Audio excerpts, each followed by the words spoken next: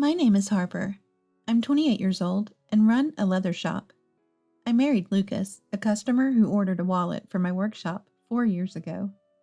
We have 3 children, Oliver 14 and Mason 12, Lucas's sons from a previous marriage, and Noah, our 3-year-old. Lucas owns a pizzeria. I heard his first marriage didn't work out due to his ex-wife's infidelity. I don't regret marrying him, but I'm really struggling with his 2 older boys. They just haven't been taught basic manners. Things like table manners and folding their clothes neatly. I've tried teaching them, but they don't listen, not seeing me as their mother. Thankfully, there's no sibling rivalry, as they both adore our youngest, Noah. Oliver and Mason eat a lot, so it's helpful when they play with Noah while I'm cooking. But beyond that, they seem to harbor some hostility towards me. Their speech and thought patterns are just like their father, Lucas. I thought I was marrying a reliable leader before our wedding, but he became more commanding after we tied the knot. He must have always been self-centered. Since Lucas talks to me in such a manner, the kids probably think it's acceptable. Lucas comes home late, so the kids eat dinner before him. I'm teaching Noah how to use a fork and spoon, but Oliver and Mason complain about it. Noah, you don't need to learn the correct way. As long as you can eat, it's fine. That's right, you can't eat like me with any style. This makes it hard for Noah to practice. For Noah, holding it correctly looks cooler. In private, I encourage him, and we continue practicing slowly. However, the one thing the kids look forward to is Parents' Day at school. They seem proud to have a young mom. They check what I'll wear and how my hair will be styled for Parents' Day. After it's over, they wait for me and make a show of our close relationship, but in a soft voice. We call you Mom, but we don't consider you our mother, they always say. I reply, okay, I'll keep trying until you accept me. I plan to raise them equally with Noah. Lately, Oliver, maybe in his rebellious phase, seems to disdain me, almost like he sees me as a servant. I feel a growing distance between us. Initially, I tolerated it, as typical teenage behavior, but it became too much, so I talked to Lucas. Hey, Oliver's defiance is getting out of hand. Am I supposed to do something about it? He replied, showing his usual disinterest. Frustrated by his attitude, I still insisted he take it seriously, as it's about his son and our family. Tired of my talk, Lucas said, I'm going to bed, and tried to leave. I quickly told him about Oliver's behavior. When I try to eat with him, don't come near me. Don't talk to me, he says. He also tells me, I have a real mom, so stop acting like one. And Mason copies him, which hurts.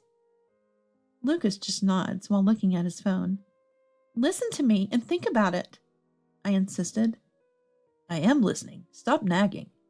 You're worrying about this shows you're not a real mom. If you think you're a mother, figure it out yourself. Parenting is a mother's job, right? Parenting is a responsibility of both parents. Lucas clicked his tongue and said, You make this home uncomfortable. I come home tired and need relaxation. Maybe you should let their real mom take them. As he headed to the door, I asked where he was going. To my woman's place.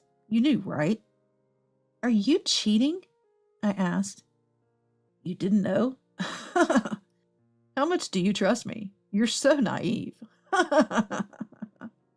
He laughed, then left. That only added to my confusion and worries. Lucas didn't come back after that. Oliver and Mason continued their defiance. I searched online for how to deal with rebellious teens and tried to avoid the listed don'ts. Don't react to every reaction. Keep a watchful distance. I stuck to these. While working in my workshop, I pondered what to do about Lucas and the boys. Noah, our youngest, has become increasingly clingy, uneasy about the changing environment and reluctant to go to childcare. One evening while cooking dinner, Oliver and Mason approached me. We heard our dad say our real mom wants to take us back. Dad said that? I don't know. Then Mason, looking happy, said, Big brother contacted Dad and arranged to meet our real mom today, so we don't need the dinner you made. We're going to our real mom's place. You're pitiful, abandoned by both Dad and us. I wanted to respect Oliver and Mason's desire to meet their real mother, but I mentioned they needed Lucas's approval. Dad said to decide after meeting our real mom. We'll eat tonight and leave with our stuff tomorrow. I realized that Lucas, Oliver, and Mason had already discussed this. You're pitiful, abandoned by both Dad and us? Deeply hurt me. And so, Oliver and Mason left to meet their real mom. The repeated mention of our real mom made me lose all confidence as a mother. Hours later, they returned, seemingly overjoyed from their meeting, too excited to even notice Noah talking to them. They were so excited about their mothers that they could not hear Noah when they spoke to each other, and they began to pack their bags. I asked Oliver, "Are you going to live with your mom? When will you come back?" Perhaps my question hit a rebellious nerve, as Oliver ignored me. Mason said, Mom wants to live with us. She'll ask Dad to let us stay with her forever. Goodbye. I contacted Lucas, likely living with his affair partner, to ask if he knew and consented to the boys living with their mother. Lucas revealed that his ex-wife had long wanted the kids back, and he thought it was best to let them choose. Feeling everyone involved wanted this, I told Lucas. "Understood," I said. When I spoke to Lucas after a long time, he was calm. I wanted to confront him about living with his affair partner and our future. Lucas' response was, "Oh, I was planning to come home and talk about this. I'm living with her now. She's pregnant, so I'm taking responsibility. Let's get divorced." Pregnant? Divorce? I was overwhelmed by loneliness. My cherished family had long been broken. To Lucas, Oliver, Mason, and even their mother, I was just disposable. My mind went blank, tears uncontrollably flowing.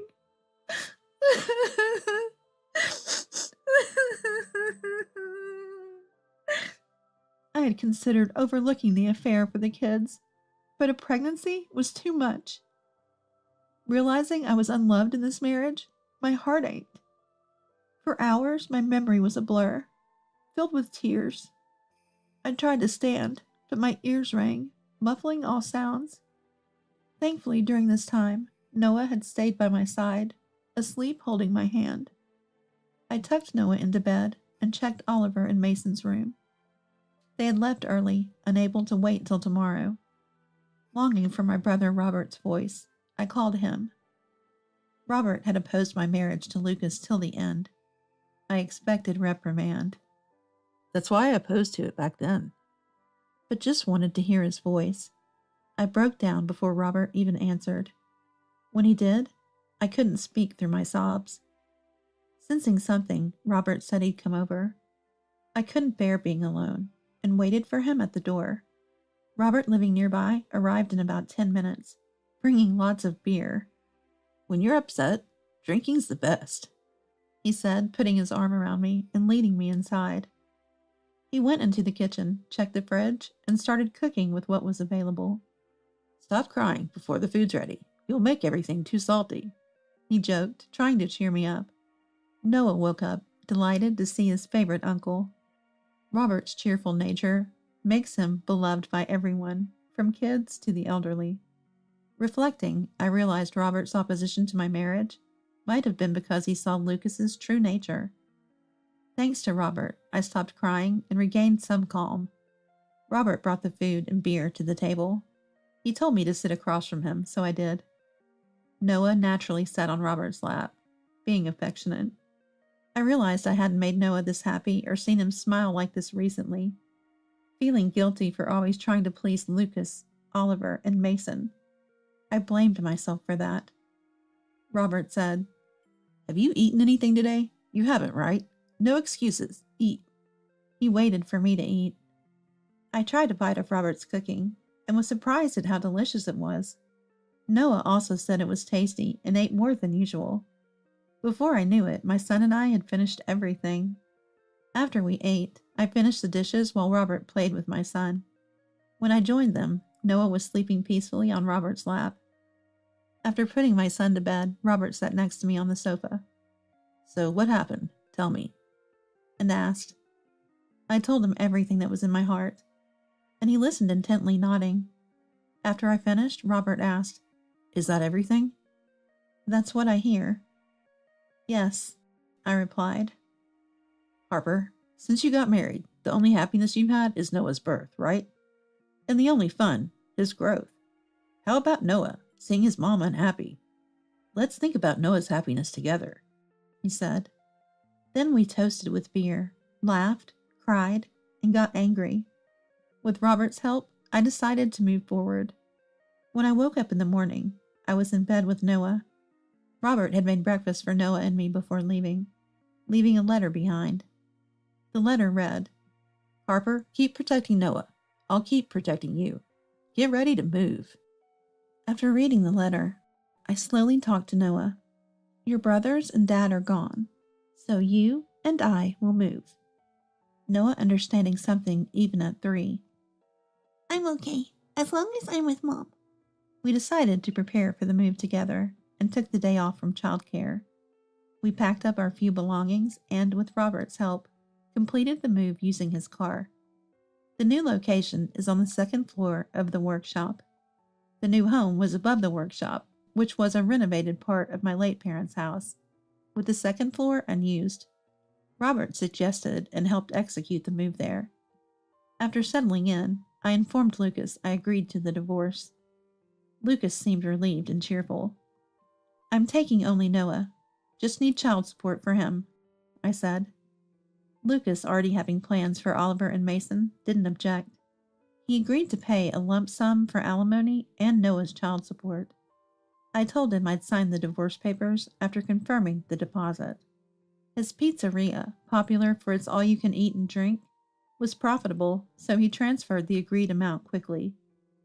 I met Lucas at a cafe, signed for the divorce papers, and submitted them to the court together. Lucas wanted to ensure I really filed for divorce. After submitting the papers, we parted ways, with Lucas in a good mood. I returned to the workshop and worked until it was time to pick up Noah from childcare. I was able to focus on work for the first time in a while. At childcare, I was relieved to hear from the teacher that Noah seemed unchanged. Our life as a twosome at home began, with Noah as cheerful as always. A week into our new life, Oliver called. "Hey, why aren't you here? I'm hungry. Come back and make dinner. You don't do housework without us." Confused, I said, "What? I'm not coming back.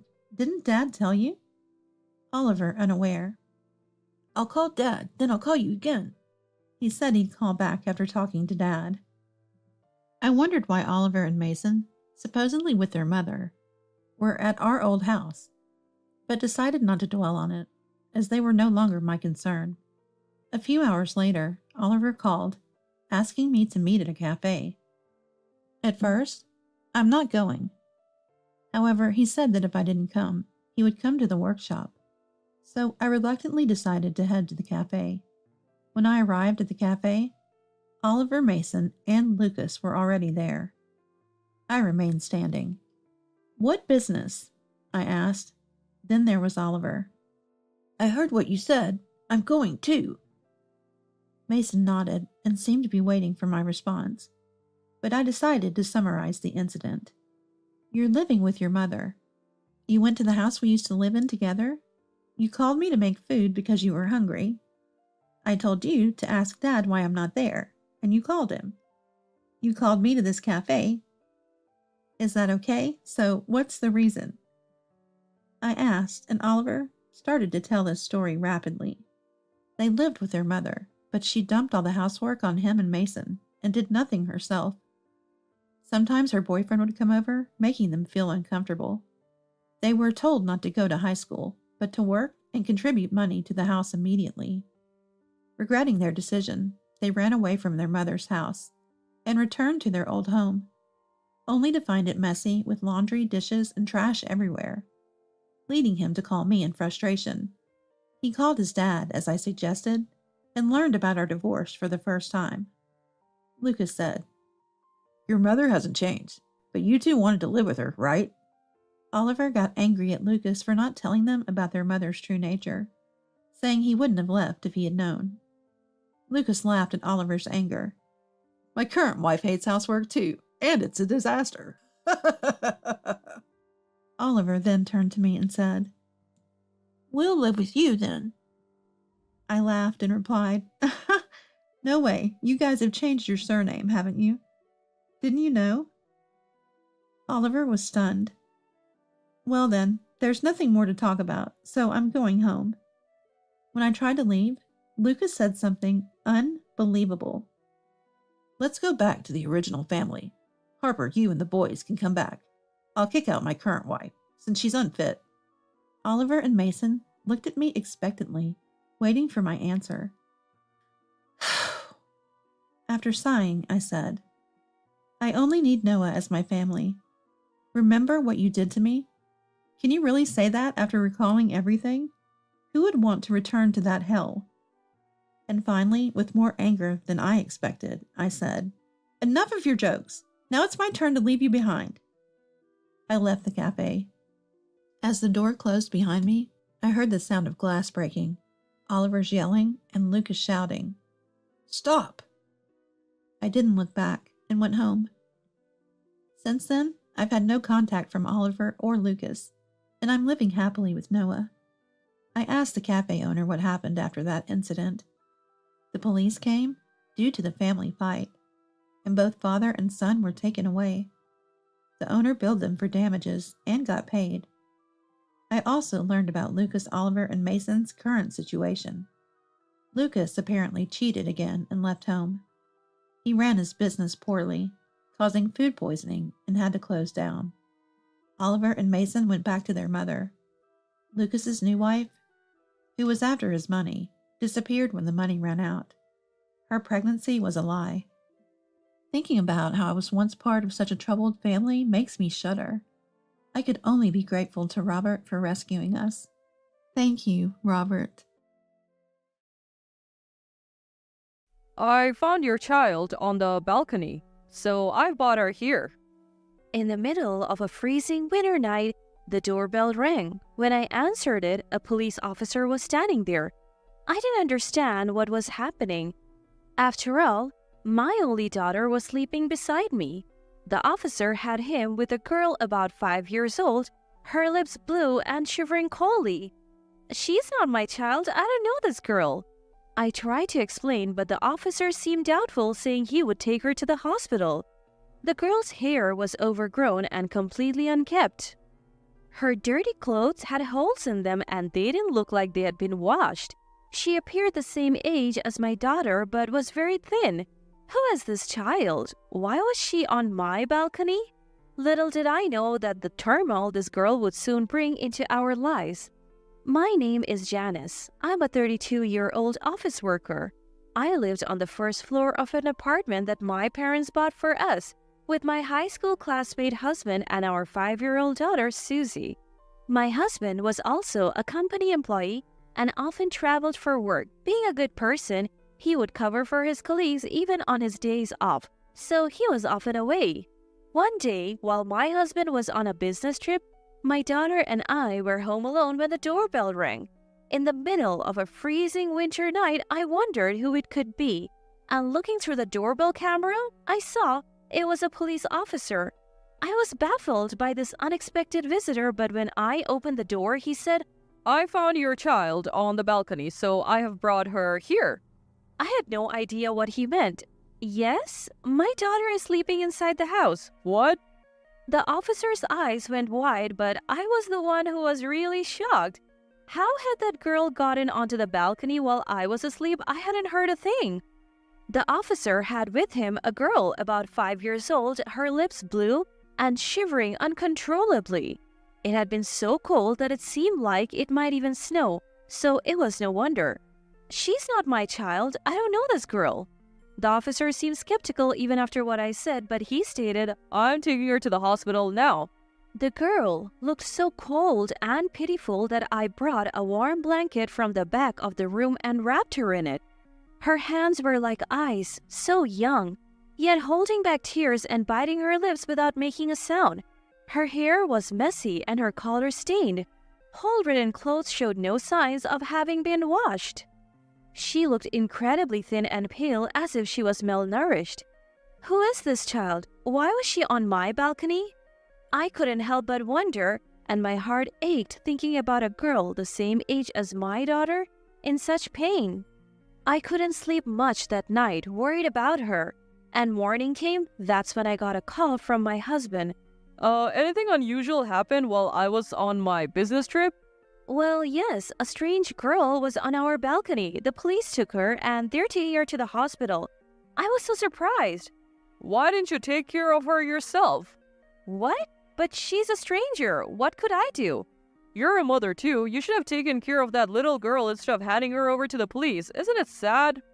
I was baffled by my husband's sudden anger. Why did he know the girl was young? We hadn't even talked about that. I questioned him, but his answer was lacking in clarity. No, actually, she's the daughter of an acquaintance of mine. Her mother's gone, and I felt sorry for her, so I brought her yesterday. I thought you would take care of her. What? You weren't on a business trip? You need to explain the situation clearly. My husband apologized, but I couldn't believe that he had left such a small child on the balcony on such a cold day. Even if he had dressed her warmly, she could have easily frozen to death. So, what are you doing and where are you now? My husband said he was in the middle of searching for the girl's mother, but I felt like he was hiding something. Later on, after returning from his business trip, my husband gave some explanation, picked up the girl from the police, and shockingly left her with me. Did you find her mother? What about her father? No, I haven't found them yet. The father, I don't know. So, who's the acquaintance you mentioned? Well, that's just a casual acquaintance. Let's leave it at that. I'm going on another business trip soon. Wait a minute, what about this girl? My husband ignored my plea to stay and left, leaving the girl behind. I felt something was off about my husband's behavior, so I searched through his belongings and found something in the inner pocket of his suit. Shocked by the content, I quickly called my husband, but I couldn't get through to him. Suddenly, I noticed my daughter Susie and the little girl looking up at me anxiously. What's your name? Ashley? Ashley nervously answered in a small voice, told me she was the same age as my daughter, 5 years old. When I smiled gently at her, she looked at me with surprise, then laughed cheerfully, clutching her rumbling stomach. You must be hungry, right? Yes. I made Hawaiian plate lunches for my daughter and Ashley. They stared at the food in curiosity and then began to devour it. They ate so fast that their faces were covered in sauce. As I reached out to wipe her face with a tissue, Ashley quickly brought both hands to her head, covering it as if protecting herself. The motion gave me an uneasy feeling. It's all right, I'm just going to wipe your mouth, I said gently. With a relieved expression, Ashley turned her face towards me, and after I wiped off the sauce, she began to eat her Hawaiian plate again. After finishing her meal and wearing a completely satisfied expression, it was time to do something about Ashley's dirty body. As I started to undress her for a quick shower, I involuntarily gasped at the sight of her body. What is this? There were countless bruises as if she had been beaten and pinched. Trying not to show my agitation, I led her cheerfully to the bathroom. As I tried to wash her body, Ashley said, "It's okay, I can do it myself," and started to wash her body with cold water. Wait a minute, what are you doing? I accidentally snapped. She looked up at me with a puzzled face and said, Ashley always does it like this. What? Washing your body with water? I asked. She nodded at my question, and as she tried to pour cold water over herself, I hurriedly stopped her and washed her whole body cleanly with soap. Afterwards, I poured warm water over her and she murmured, "It's warm," with a contented look. It turned out that she rarely got to shower at home, and when she did, her mother would tell her to wash with water. The fact that she accepted this as normal without questioning, it made my heart ache. After the bath, I dressed her in my daughter Susie's clothes and neatly arranged her hair. Ashley looked completely transformed. My daughter and Ashley looked just like sisters when they stand together. I looked at my daughter and Ashley, whose faces seemed to remind me of each other with a warm smile. Ashley was an obedient and gentle child, and I could tell she was longing for affection. She would come by my side as I cooked, tug at the edge of my skirt and laugh. And when it was time to sleep, she would hold my hand and never let it go. Susie also grew fond of Ashley, and the two became close like real sisters. A week went by and I still couldn't get in touch with my husband. Ashley's mother said she knew my husband, but I couldn't keep caring for a little child on just that information. I gave up on contacting my husband, consulted the police, and Ashley had to be sent to a facility. Tears rolled down her big eyes and my heart ached watching her look back at me again and again as the people from the facility took her away. Time continued to pass without any news from my husband until I finally made a decision. 9 years later, I was living with my parents, my daughter Susie, and Ashley in our family home. I had actually adopted Ashley after she was taken to the facility. My parents in our family home treated her like their real grandchild, saying, "She came to us for a reason," and showered her with love. The two girls grew up as sisters and blossomed into beautiful young women. Susie and Ashley's dream of becoming models came true, and lately, they are being featured as beautiful junior models in magazines. Stepping into the glamorous world, the two were thriving and wore vibrant expressions on their faces.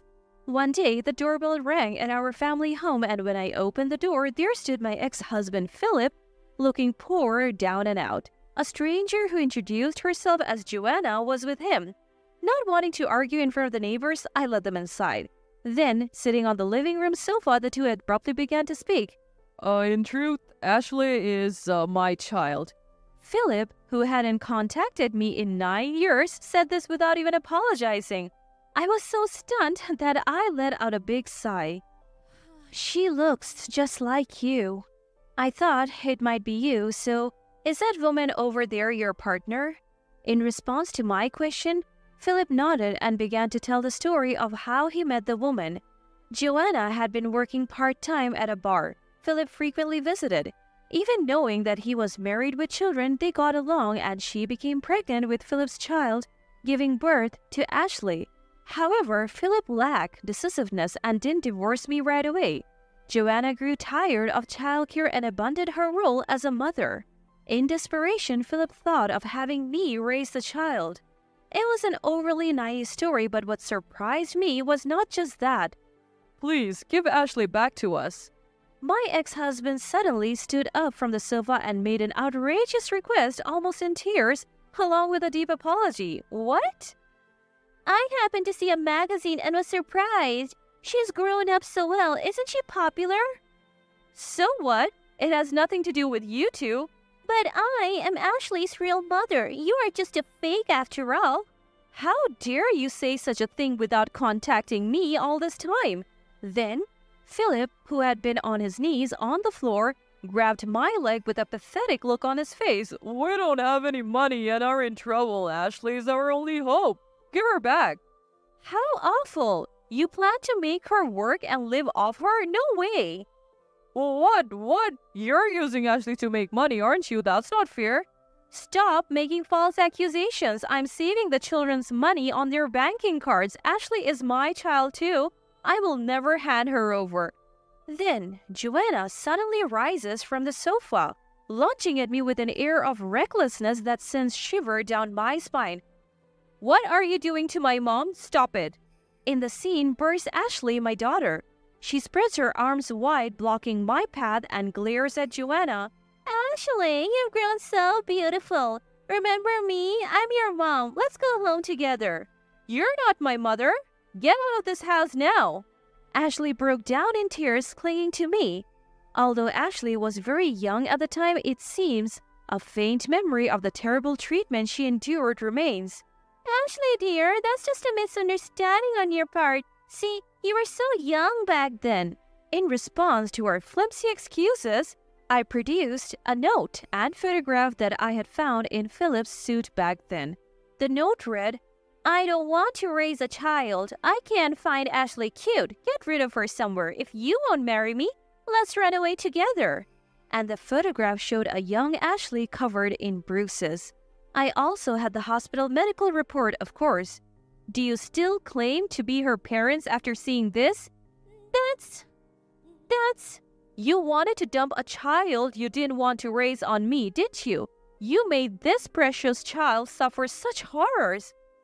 That was all Philip's doing. I didn't know anything about it. I was too young to raise a child. It was inevitable. But anyway, I'll take Ashley back now. Unfortunately, that's not going to happen. I have legally adopted Ashley, so I am her parent. Oh, what? That has to be a lie. The mention of the law quickly deflated Joanna's momentum. However, Philip seemed to not have given up yet. So, if that's the case, I'll break up with Joanna and let's start over. Susie and Ashley are my children. We'll just go back to being husband and wife, so there won't be any problem, will there? What? What are you saying? You just want things to go your way? Like I will let that happen? Listening to their exchange, I was dumbfounded, then angry.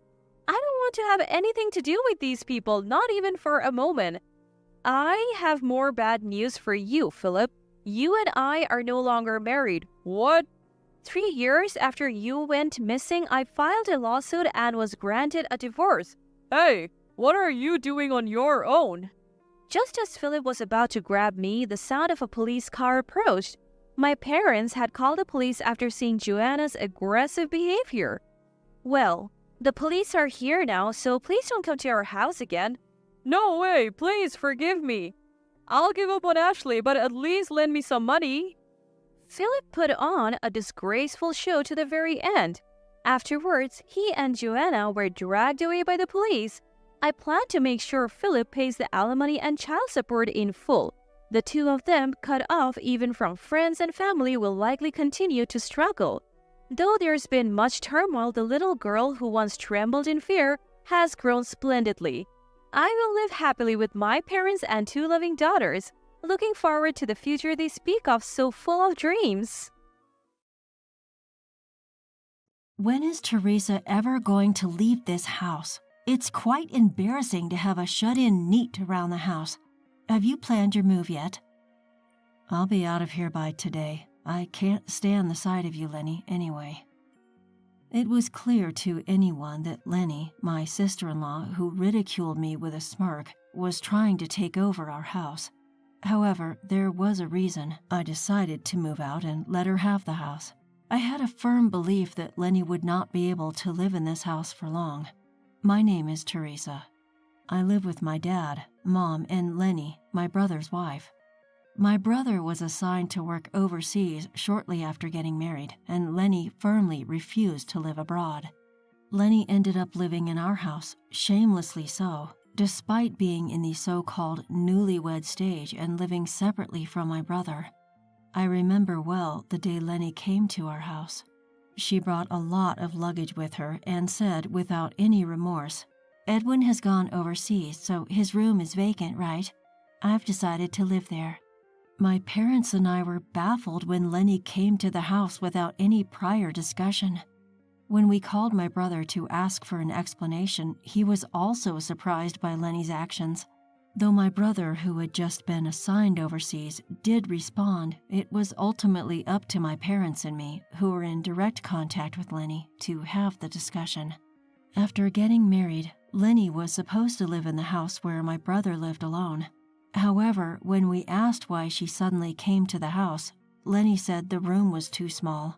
I had been to my brother's room, and it didn't seem too small. But Lenny had already unilaterally terminated the lease of my brother's room.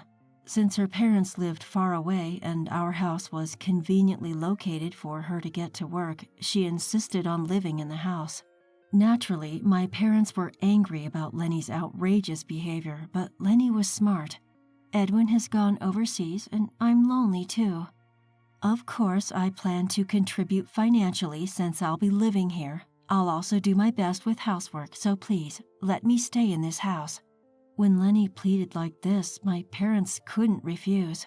I think one of the reasons my parents couldn't strongly reject Lenny was for my brother's sake.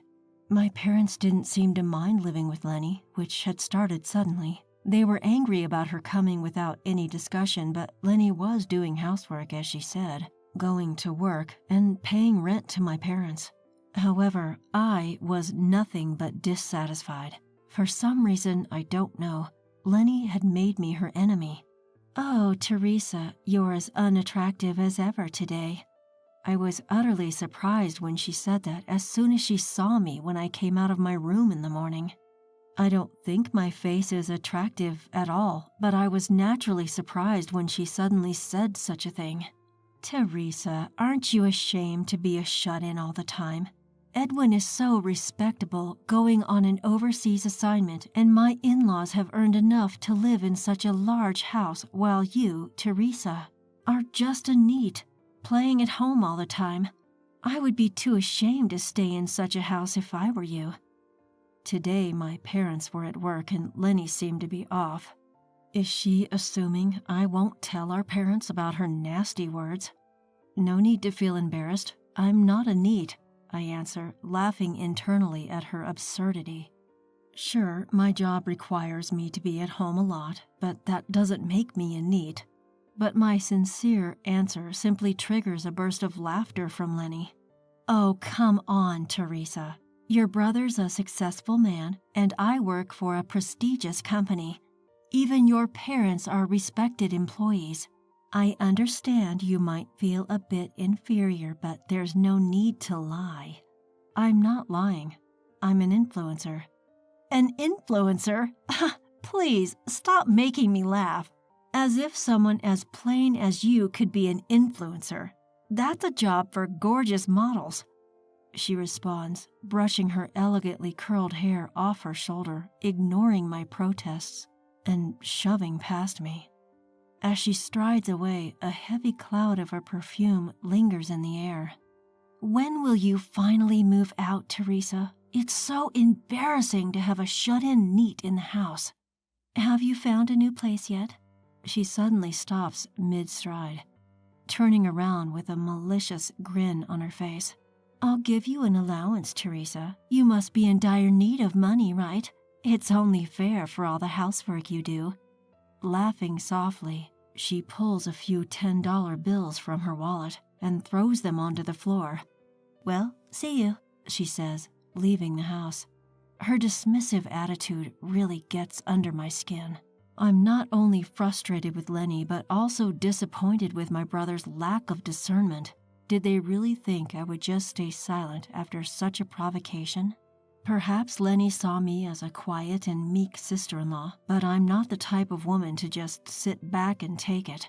I pick up the strewn money, open the door to Lenny's room without her permission, and throw it inside. She sure had a lot of nerve, acting so high and mighty over a few tens of dollars. Luckily for me, I'm not strapped for cash. I had planned to relax today, but now it seems I'll be quite busy. After tidying up and finishing my work for the day, I start packing my things. I can't stand living under the same roof as Lenny any longer. I decide to move in to my boyfriend's house. Nathan, my boyfriend, with whom I've been discussing marriage plans, is understanding and agrees to accommodate me as soon as I explain the situation. Meanwhile, I make a call to a certain place in the morning. From the moment she came to greet us as a prospective wife, Lenny had always looked down on me. She's probably the type of person who needs to assert her dominance over someone to feel alive. By the time I finish my tasks, my parents return home. I don't mention anything about Lenny. Instead, I join my parents for dinner, a meal I had prepared. Lenny, who had claimed to be out with friends, hadn't returned yet. She said she wouldn't be home for dinner, so I guess she'll return late. I chose not to tell my parents about Lenny yet, waiting for the right moment.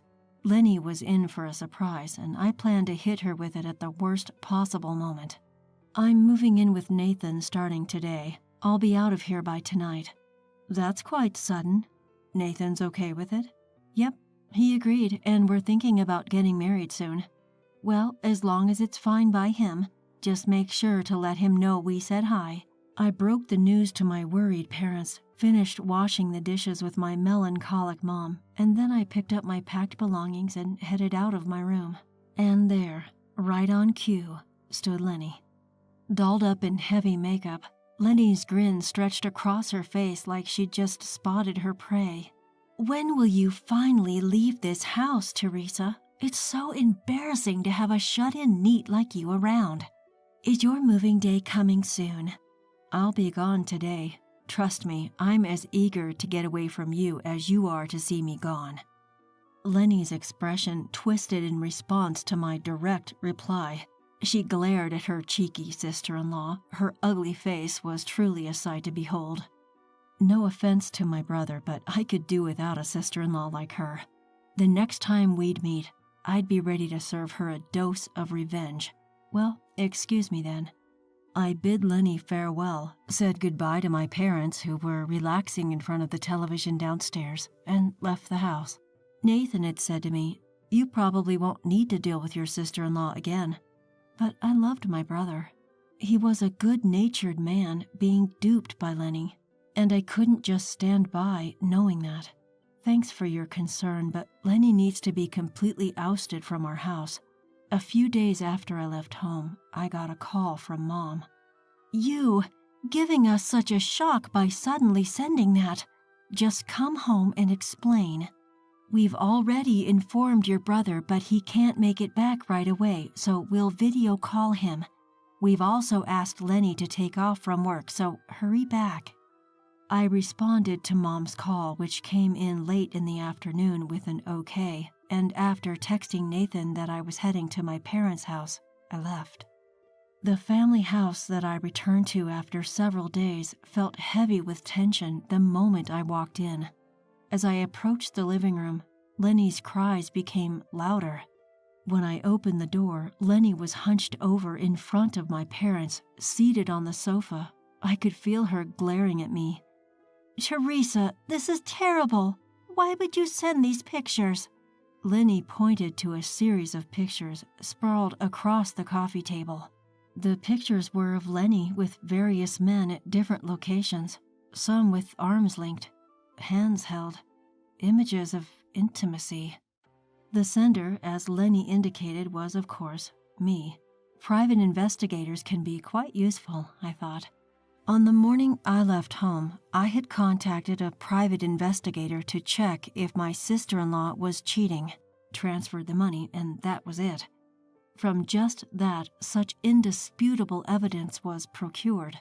"You're the terrible one. What do you mean by doing whatever you want just because I'm not there?" The one shouting was my brother, connected via video call. His face, displayed on the screen, was beet red from anger. Lenny cried out to my brother, "But I was lonely. You always travel abroad even though we're newlyweds, Edwin. You left me alone. You're the one at fault, Edwin." I could feel the anger radiating from my parents' faces, but I calmly stated, "You're right. The fault lies with my brother." Lenny's expression turned to one of disbelief as she looked at me. I leveled my gaze at her, allowing no warmth to seep through. "The real problem is my brother's lack of judgment in choosing a woman like you." Lenny, taken aback at my words, leaned in toward me, fuming. "What? You've got some nerve, you hideous shut-in, telling me such things. All this chaos, it's your fault."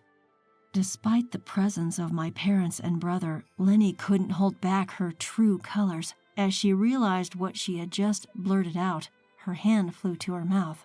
But it was too late. My parents and brother were taken aback, but I just flatly declared, "Lenny is always like this. Lenny thinks of me as an ugly shut-in. She played the nice girl in front of everyone else, but she cheats and she doesn't hesitate to be abusive to anyone she perceives as beneath her. My brother is also at fault for choosing to marry such a person." "I was just stating the truth. After all, Teresa is a shut-in, not an influencer. That's just a lie, right?" The one who sighed at Lenny's brazen defiance was Mom. I had no idea that Lenny was like this. Yes, Teresa spends a lot of time at home, but she's not a shut-in.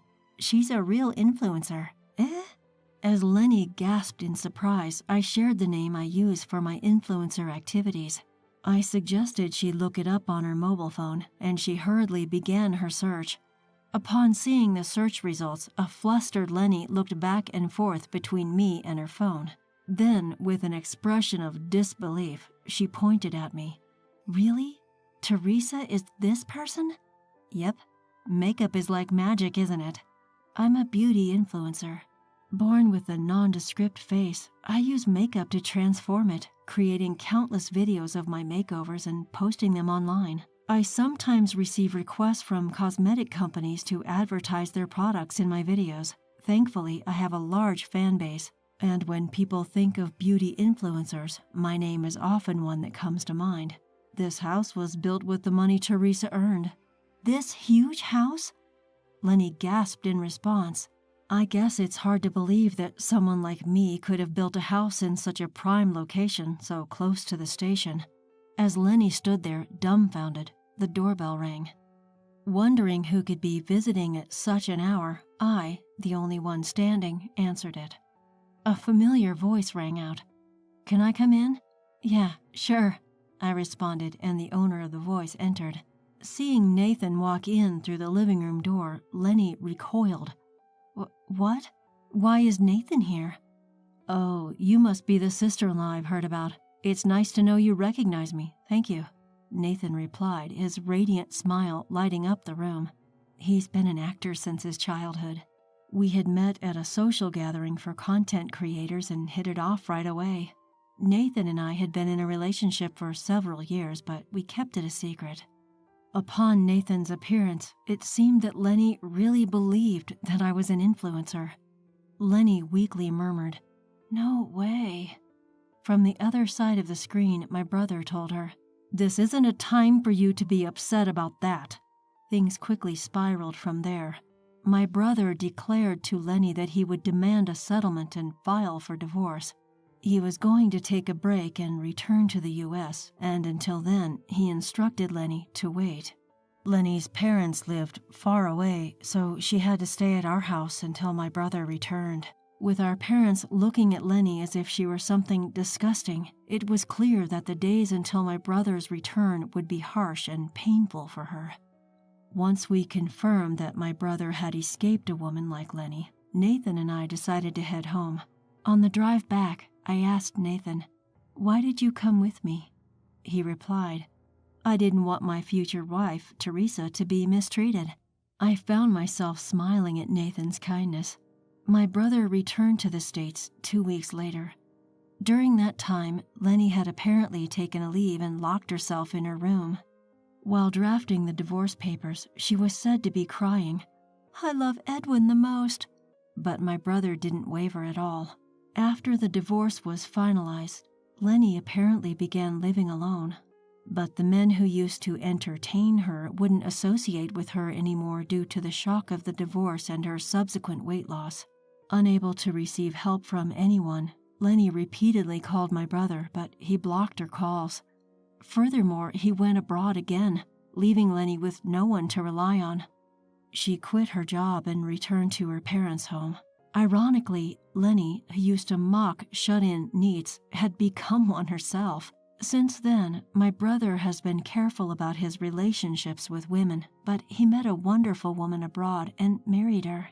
The new sister-in-law, a brave woman with beautiful blonde hair, is learning English so that she can communicate with me and our parents. In time, Nathan and I also got married. Our wedding made the news. The marriage of Nathan, who had been beloved since his childhood acting days, was celebrated, and I was accepted by the public as Nathan's wife. Now that everything is resolved and peaceful, my family and I are living happily.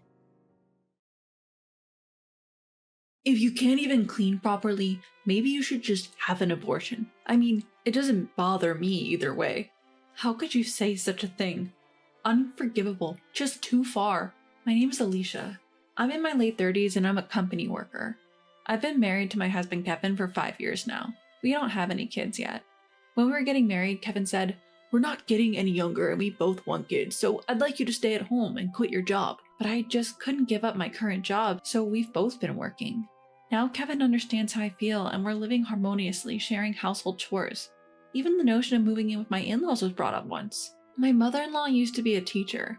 She said that when Kevin and I have a child, she'll help so I can continue working while raising the child. Her parents helped her when she was raising her children while working, and she wanted to pass on the support. For now, we're leaving things at, we'll think about it once we're blessed with a child. Kevin is quite dominant and expects me to follow a step behind him, especially around his family.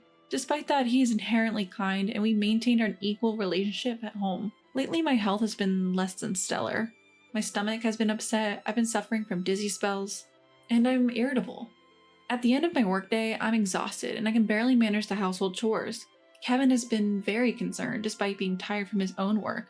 He helps with my share of chores, asks me what I feel like eating, and even goes out of his way to buy it. However, my health kept deteriorating, so he said, "You should see a doctor. If it's too much to go alone, I'll accompany you. I'm worried, please." He accompanied me to the doctor, and it turned out that I was pregnant. The cause of my poor health was morning sickness. Both Kevin and I were overjoyed at our long-awaited pregnancy. We thought this morning sickness would surely calm down soon. However, even after a month, 2 months, my morning sickness did not subside. I learned that the severity and duration of morning sickness vary greatly among individuals, and some people even suffer from it until they give birth. My health worsened day by day. I managed to go to work, but I could no longer do any housework after returning home. Seeing this, Kevin began to grow cold towards me. "Why isn't your morning sickness over yet? It's not an illness, is it? Are you pretending to suffer so you can slack off from housework?" "I don't know why either. Why would you say such terrible things? That's harsh." "My mother said she never had morning sickness. My colleagues at work said it was over quickly and they were doing housework. Alicia, you're just being lazy. If you toughen up, you won't feel morning sickness, right? You're lacking determination." I wanted to argue back at Kevin, who compared me with his mother and others, accusing me of slacking off, but I didn't have the energy to do so at the time. I was coming home from work barely managing the household chores, while feeling dizzy and sometimes vomiting in the toilet. Kevin would finish his share of the chores, then he'd lie on the sofa, watching TV and laughing while I was desperately trying to do the housework. Even when I asked for a little help, he would say, "At least take responsibility for your own work. Morning sickness isn't an illness. If you pull yourself together, you can handle it. It's only hard because you think it is. If you're like this with morning sickness, how will you manage childcare?" And wouldn't help me. After a while, Kevin fell asleep on the sofa and his smartphone slipped from his hand. The screen showed a message asking, "Has Alicia's slacking off habit been cured?" I was furious. Using Kevin's finger while he was sleeping, I unlocked the fingerprinted protected phone and I found numerous emails from my mother-in-law in the mailbox. "Has Alicia's slacking off habit been cured? She's just using morning sickness as an excuse to slack off. She's planning to slack off in her work and housework. You have to hit her hard." "I see. I'll tell her. I've never had morning sickness at all. As long as you're careful, you'll be fine." "I see. I'll tell Alicia too." Morning sickness is nothing compared to childcare, which is 100 times harder. I'm worried about what will happen after the baby is born if she's like this now. That's troublesome. They also talked about how I was too old and questioned whether a healthy child could be born. They even suggested Kevin should remarry a younger woman who would not suffer from morning sickness and would bear a healthy child. "You don't have such a partner in mind, do you?" "Oh, if you feel like it, I'll introduce her to you, okay? Her name is Mona. She's my student and she's 25 now. She admired me and became a teacher. She's so cute. It's fulfilling and it doesn't have to be a burden on you, Kevin. If it's Mona, I think she'll definitely do it if I ask her to live with me. I wouldn't mind if you introduced me to her." They even made plans for a meal with Mona, one of my mother-in-law's former students. Regularly, they were bad-mouthing me. I managed to take a picture of all the emails and save them when I had a chance to check Kevin's phone. I was stunned for a while and couldn't comprehend what I had seen, but I felt I understood why my husband had grown colder towards me. That day, I couldn't get out of the toilet from morning till evening. My morning sickness showed no signs of calming down, and my throat was sore from all the vomiting. I worried whether the baby in my belly was alright given my condition. Recently, I've barely been able to eat solid food and have just been managing to stay hydrated.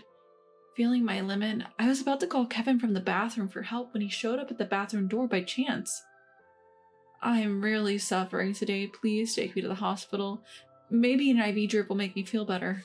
"Why are you fussing over a little morning sickness? It's already enough. I have plans today. Please don't bother me." I remembered today he had plans to dine with my mother-in-law and Mona. I wanted to tail them, but that seemed out of the question now. I plan to go out in the evening, but seeing you, Alicia, depresses me. I'm leaving now. I can't even relax in my own house. Just keep slacking off alone, alright? Why are you always so cruel? The child inside me is ours, Kevin. Can't you cooperate or help a little? If morning sickness prevents you from even cleaning properly, maybe you should just get rid of the child. I don't really care either way. You're choosing to have this baby, Alicia, right? Then stop complaining and handle your business. Just don't burden me, okay? As I heard his words, my consciousness began to drift away. I couldn't muster any strength. When I woke up, I was in a hospital. My parents looked at me worriedly. What had happened? Apparently, when I was trying to call Kevin from the bathroom using my phone, I accidentally dialed home. My father answered the phone and overheard Kevin's harsh words. My parents rushed to our place immediately and found me collapsed alone in the bathroom. Kevin had left me unconscious and gone out. My parents quickly called an ambulance and I was taken to the hospital. Fortunately, both I and the baby were okay, but I was advised to stay in the hospital for a night just to be sure. My parents tried to reach Kevin, but he was unresponsive. He had read the messages but didn't reply. He didn't show up at the hospital that day. I told my parents everything, sobbing. I showed them all the photos from Kevin's phone. My father, deep in thought, said, "We need to talk with Kevin and his parents." The next morning, when I was about to be discharged, Kevin finally showed up in my hospital room. Kevin, grinning, said, "Seriously? What are you being hospitalized for? You just stayed one night, right? See, I told you your morning sickness isn't a big deal. Let's go home now." Kevin, wait a moment. The doctor told me something earlier. I got a medical certificate that recommends rest due to my condition. I've already contacted my workplace to take leave starting tomorrow. Oh wow, so you're slacking off from work now too? Must be nice. This morning sickness thing. Well, it makes sense. You would be a burden to everyone at work in this condition. So if you're going to be home from tomorrow, I don't need to do the chores, right? It's only fair since you're going to be home, slacking off. Kevin, have you been talking to your dad recently? Does he know about Alicia's condition? Well, no, I haven't talked to my dad recently. I do keep in touch with my mom, and I've told her about the situation, so I think she has informed my dad. Considering Alicia's situation and your current attitude, Kevin, I cannot allow her to return home. We will take Alicia in for a while. What? Don't spoil Alicia, please. Well, we are sorry, but regarding this matter, we need to apologize to your parents. We would like to visit when your father is present. Also, what happened last night? We tried contacting you multiple times. Or perhaps you were too busy with work? I wonder if Kevin noticed that my mom's eyes were not smiling even though she was. He made a tense face and said, "Okay, I understand. I'll make arrangements. Last night I was working. I've been busy recently. Excuse me." And he left the room. Then the doctor came for the final check before discharging me. After finishing the examination, the doctor explained how I should take care of myself from tomorrow onwards. He then addressed Kevin. "You're Alicia's husband, right? Alicia is going through a tough time right now, so please take care of her. Try to do the chores so that she can rest her body." To which Kevin replied, "Doctor, what are you talking about? It's just morning sickness." Well, I understand from your position you have to say that to avoid complaints, right? Don't worry, I'll make sure Alicia does what she needs to do. When we have a family meeting, my parents will surely reprimand her too. Now, if you'll excuse me. And he left. The doctor, puzzled, offered, "He seems to misunderstand something. Should I explain it to him more thoroughly?" My mother responded with a smile. "No, it's all right. We'll handle this on our end. I'm sorry for the unpleasant scene you had to witness." My parents seemed lost in quiet contemplation. A month passed and my health finally began to stabilize. The time had come to go to Kevin's family home and resolve things once and for all. That said, I hadn't been in touch with Kevin much in the months since I had returned home, and I had no idea how far things had progressed with Mona. I had no clue where the discussion would lead. I'm sorry for the inconvenience caused by my extended stay at my parents' home due to morning sickness. It's not a bother at all. Are you feeling better now? Be careful not to push yourself too hard. While my father-in-law expressed concern for my health, Kevin and my mother-in-law gave me condescending smirks. Thank you. In fact, Kevin mentioned that Alicia's morning sickness was an act of indulgence, which is distressing for us as her parents. Morning sickness as an indulgence? Kevin, did you say that? Well, isn't that right, Mom? No, it just seems to be lasting too long. You're better now, aren't you, Alicia? That's good. My mother-in-law hastily tried to end the conversation. No, we need to clarify this, mother-in-law. You are worried that Alicia, being older, might not be able to give birth to a healthy child.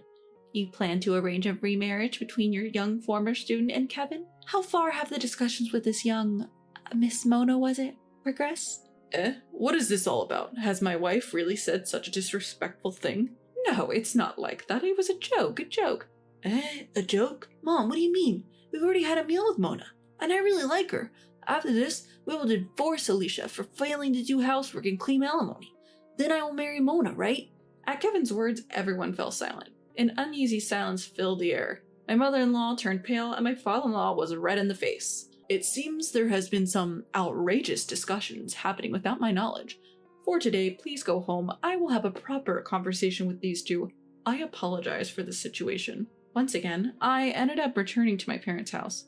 I felt like I might never return to that house again. A few days later, I learned a surprising fact from my father. Kevin had received disciplinary action from his company. The reason was maternity harassment. He had committed maternity harassment against a woman in his department. It's evidence that you're slacking off if you get sick just because you're pregnant. Work is not your place to relax. If you don't want to work, then go home. He would assign heavy lifting tasks to visibly pregnant women. Can't you even do this? You're just a burden on the company. You should just quit already. You're a nuisance to everyone. Apparently, it was awful. There were several victims, and they seem to have reported him to the company's compliance department. My father, who has connections with Kevin's company, apparently got the information. Kevin said, "But Mom taught me that. I just said what Mom said. What's wrong with that?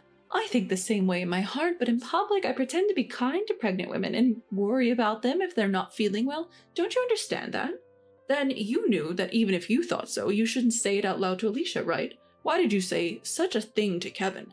Why did you do something that would lead to their divorce?" Kevin seemed to understand nothing, so I thought I could guide him to divorce. I thought Mona, being young, would listen to me. She admires me after all, and I'm sure she'll agree to live with us. Alicia is just too headstrong, and I don't prefer. It seemed my mother-in-law had arranged everything behind the scenes. My father-in-law didn't know anything, and Kevin was just a pawn in her game. Afterwards, I was incessantly contacted by Kevin. "I was deceived by Mom. I was just misunderstood. I didn't know anything. Please forgive me. I will treasure you and our baby from now on." "Oh, just the other day you were telling me to get rid of this baby, weren't you? It's too late to start caring now. We're getting a divorce. Please live happily with Mona." We had this back and forth many times. Kevin's words, "just get rid of it," that I had heard while I was fainting, deeply wounded my heart. It was something I simply couldn't forgive. On the other hand, I learned that Mona was not aware of Kevin's marital status and had only agreed to have dinner with him, because my mother-in-law suggested it, assuring her it would avoid complications at work. Apparently, she didn't become a teacher because she admired my mother-in-law, nor did she hold any particular affection for her. When she found out about my mother-in-law's manipulation, she was genuinely shocked and looked down on her. She had just been unwittingly dragged into all of this. I was worried that getting a divorce would be difficult, but my father-in-law stepped in. He scolded and persuaded both Kevin and my mother-in-law, and we were able to finalize the divorce. "I deeply regret that Kevin hurt you in such a difficult time of pregnancy. As a father, I feel extremely guilty. I am also sorry for my wife's actions and for not having monitored her properly, which caused a great deal of discomfort." He apologized from his heart. He paid for Kevin's alimony and child support in a lump sum, and apparently planned to make Kevin repay him in installments. I was able to smoothly finalize the divorce thanks to you, father-in-law. Please come visit us when the baby is born. "I'd love to, but hold off for now. I need to straighten out Kevin and my wife and keep a close watch on them. Besides, if they found out I was secretly meeting you, they might go off the rails again. I don't want to expose you or my grandchild to any more danger." Kevin resigned from his job, which he had been disciplined at. He said it was too hard to stay at the company. He tried to find another job, but seemed to be having a hard time sticking to one. He's living with his mother under his father's watchful eye, and it seems he's having a rough time. Rumors about Mona's situation spread in my mother-in-law's workplace, and it seems everyone is giving her strange looks. The teaching world is a rapid turnover of school reassignments every 3 to 8 years, which apparently makes it easier for rumors to spread. Even without this rumor, my mother-in-law was already a dubious person, so people around her were likely thinking she might do something like this. I wonder if she was shocked to find out that Mona, whom she thought admired her, actually disliked her. Lately, she seems to have become very quiet at work. After safely giving birth to a girl, as expected, Kevin pleaded, "Please let me see my daughter. I have a right since I'm paying child support." I responded formally. Child support payments and visitation rights are separate legal obligations and not exchangeable. We decided during the divorce that you would pay child support and we would not have visitation. Therefore, I declined your request for a visit. After that, he stopped contacting me. However, sometimes I wonder if it was right to deprive my child of her father based on my feelings. After all, it was my mother-in-law who was the real mastermind, and Kevin was merely brainwashed. When I confessed this story to my mother, she said, "Indeed, Kevin is a kind person, but I wonder, who is he the kindest to? If he's kindest to you and his daughter, it might be okay to let him see her. What do you think? Indeed, Kevin is kind, but he's the kindest to himself. Or rather, he's only kind to himself. That's why when I was sick and became a burden to his life, he was filled with negative feelings towards me and ended up going along with my mother-in-law's plan. I can't trust a person who pushed me away when I was weak and needed help. I might ask my daughter if she wants to meet him when she's old enough to have her own opinions, but until then, I don't plan to let her see him." My world completely changed after my daughter was born. Parenting is really fun, but it's also very challenging. I plan to take maternity leave for a while to focus on parenting, and then return to work after leaving my daughter at daycare. I decided to live at my parents' house during my maternity leave. I'm considering finding an apartment near my parents' house where I can live with my daughter soon. Since then, I secretly contacted my father-in-law and asked him to visit us once without informing Kevin. Seeing him carefully and tenderly lift my daughter in his arms, I couldn't help but wish he could visit more often. He didn't take any photos of my daughter. He said if he took any, he might keep looking at them at home and then his wife and Kevin would find out. Instead, I took a lot of pictures of him and my daughter together. I plan to make an album and present it to him one day. I'm incredibly fortunate. I have the support of my parents and a job to return to. Sometimes I wonder what would have happened if my morning sickness had been lighter and I had continued to live with Kevin. Would he have cooperated with me when childcare became difficult, thinking of our daughter and working together to overcome challenges? Would he have risked his own life to protect our daughter when danger loomed? When I think about this, I feel glad that my severe morning sickness exposed Kevin's true character early on. Maybe it was my daughter who made me aware of this. From now on, I plan to appreciate the kindness of those around me and move forward with my daughter, looking ahead. Stop acting all high and mighty just because you've made some pocket change. Is that it? You think you're better than me just because you've made some money? Is your ego that big even when you have a husband like me? I never said that. Well, it sounds like you did. You're messing up my space without even realizing it. Get a clue. Why do I have to put up with this? I've never thought about one-upping you or acting like I'm better. What's your problem? If you have so many complaints, then go ahead and divorce me. Bet you can't. You can't do anything on your own, can you? Fine. I'll happily divorce you. What? That was the moment I decided to divorce him. My husband looked stunned, as if he never expected me to make that decision. This is not a bluff. I genuinely intend to divorce him. 3 years ago, my mother-in-law, Sophia, passed away. Sophia was kind to me from the time my husband and I attended family meetings. I remember her always calling out to me, "Ava, Ava," showing concern and taking care of me. We had a good relationship until she got sick and passed away. When Sophia died, I was devastated. She was such a bright spirit. It's hard to find someone like her. I was extremely sad, but my father-in-law, Ethan, seemed unfazed. Ethan has been wheelchair-bound due to a work injury. While Sophia was alive, she would take care of Ethan every day, enduring his complaints.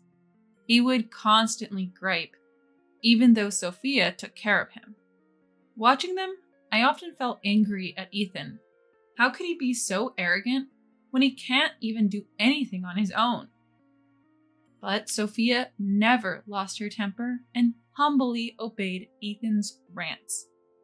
One day, I asked Sophia, "Why don't you ever get mad, Sophia? If it were me, I'd tell him to stop complaining, since I'm the one helping him. But you're always smiling, even when Ethan nags you." I was really curious about that. Looking back, it might have been an inappropriate question, but I couldn't help wondering. Sophia answered my question with a smile. "Long ago, Ethan, His mother and I used to live together. His mom had a unique personality.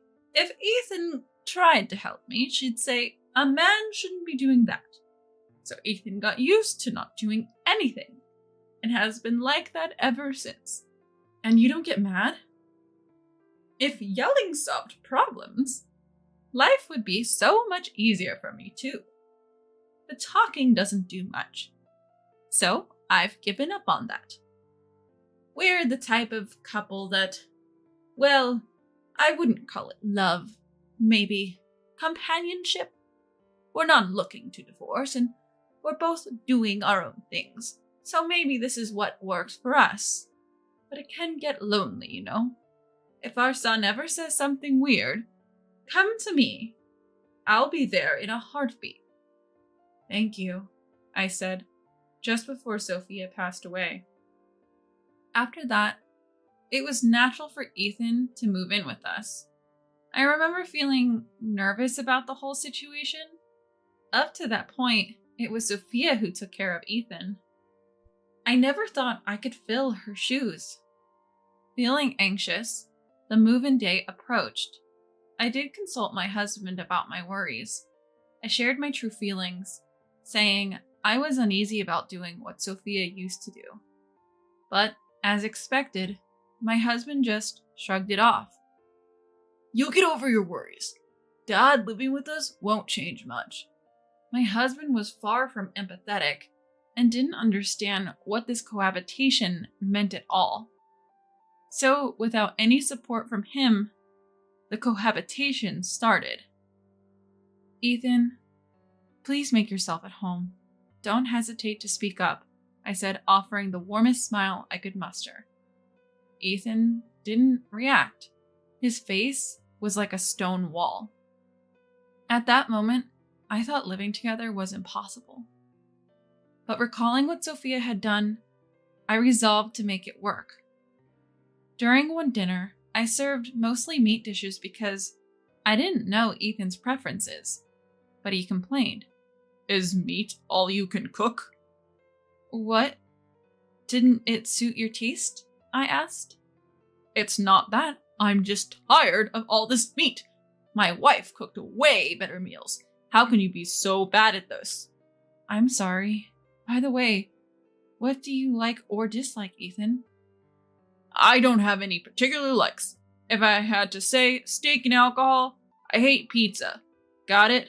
I'm only saying this once. The first time he genuinely spoke to me, and this is what he had to say. I was stunned and couldn't respond. It was only a week into his living with us. I thought it was impossible, but then considered maybe all I needed to do was diversify the meals. But Ethan found reasons to complain about everything, like his personal items and laundry. I used to do the laundry and leave it folded in Ethan's room, but one day he claimed his socks were missing. It was strange because they were there just the other day and somehow I got blamed for it. Of course, I denied it. Once I drop off the laundry, I don't touch it again. Still, Ethan gave me a suspicious look, so we searched his room together and found the socks wedged between other clothes. He claimed it happened because I fold laundry weirdly. That was the last straw for me, so I let out all the frustrations I had been holding back. Ethan, did you ever consider you move them yourself? If so, the problem is with you, not how I fold the laundry. What? How dare you speak to me like that? Apologize right now. Unacceptable. Now I understood why Sophia gave up on Ethan. He is unyielding and won't change his ways for anyone. I can't imagine anyone getting along with this Ethan. I thought I was alone in this, but there was someone close who understood my side of the story. It was my husband. The two of them get along great and often share drinks. That would be fine, but together, they look down on me. I've thought about ending it all, even divorcing, countless times. One time, I reached my breaking point when I was treated like a servant. Ethan, do you really dislike me that much? Dislike? Well, if you don't do as I say, then yeah, I do. In that case, why don't you live alone? That way, you won't have to be mad at anyone. I'm in a wheelchair. How could I possibly live alone? Are you out of your mind? We continued arguing, neither of us willing to compromise. Then he said living in a facility would be more peaceful. Hearing this, I decided my goal was to send Ethan to a care facility. That would free me from him. My husband was there and promised that if I could save up the money, Ethan would move into a facility. Despite saying I couldn't do it, Ethan insisted it had to be a high-end retirement home. That would cost roughly $70,000. Normally, I'd think it was impossible. But my goal was to get rid of Ethan, so I was determined to save up $70,000. From then on, my life completely changed. Part-time work wouldn't make much difference, and I didn't want to appear desperate, so I chose to work remotely. It might sound cliche, but I used to work as a designer before getting married. And a friend had contacted me a few months back asking for help on a project which I had put on hold. I decided to take the job because the time coincided with us all moving in together. The pay was really good. I started saving up money this way. It took me about a year and a half. I think I did it pretty quickly, but that's because I was extremely frugal. I took my banking card and went to talk to my husband and Ethan, who were having a friendly chat. When I joined their cheerful atmosphere, both of them glared at me. Can I talk to you guys for a second? What's up? Is it so important that you need to interrupt our conversation? It can't be that big of a deal, right? Since they didn't seem to want to listen to me, I showed them the banking card. Do you remember the talk about the facility a year and a half ago? The facility? What are you talking about? Oh, you mean the talk about whether Dad should go into a care facility? Yeah, that one. It was a $70,000 facility, remember? What about it?